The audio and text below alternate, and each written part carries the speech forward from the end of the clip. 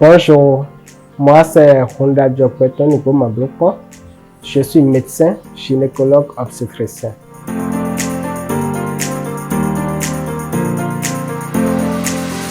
L'endométriose, c'est la présence de l'endomètre qui est la muqueuse qui tapisse la cavité utérine en dehors de la cavité utérine.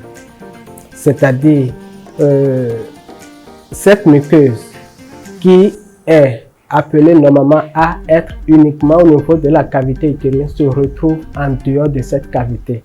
Et c'est ça seulement l'endométriose.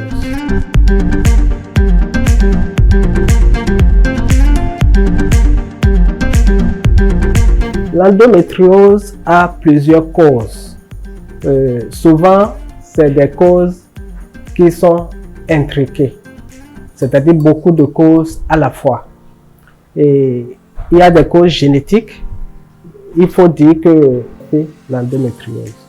En dehors de ça, il y a les pratiques, c'est-à-dire souvent pendant les règles, lorsqu'on demande une radiographie, par exemple, à la patiente, radiographie des trompes, ou lorsqu'on fait des interventions comme une myomectomie et un prélèvement du col utérin pendant les règles, ça peut être des causes d'endométriose. Donc, en gros, c'est ce qu'on peut retenir sur les causes d'endométriose.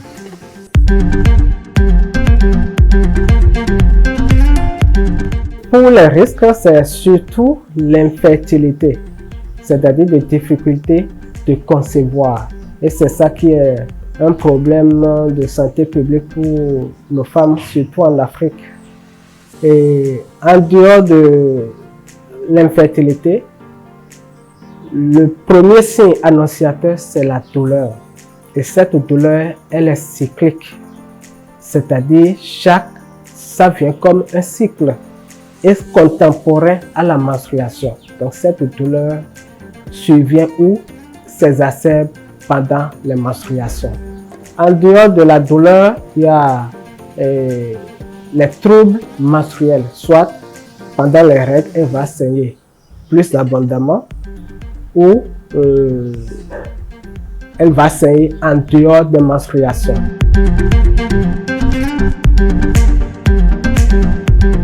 Il n'y a pas de moyen de prévention d'endométriose, sauf sur certains cas. Les cas que je dis de la réalisation de la radiographie, par exemple, de prélèvement de certaines interventions pendant les règles. C'est juste les décaler loin des menstruations, mais souvent à la première partie du cycle, c'est-à-dire après les règles et avant l'ovulation.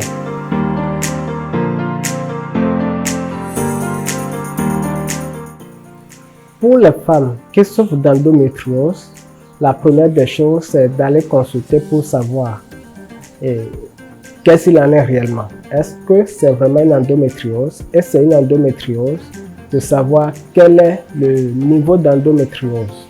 Et en consultation, on fera le diagnostic et on pourra leur prodiguer des conseils qu'il faut, des traitements qu'il faut.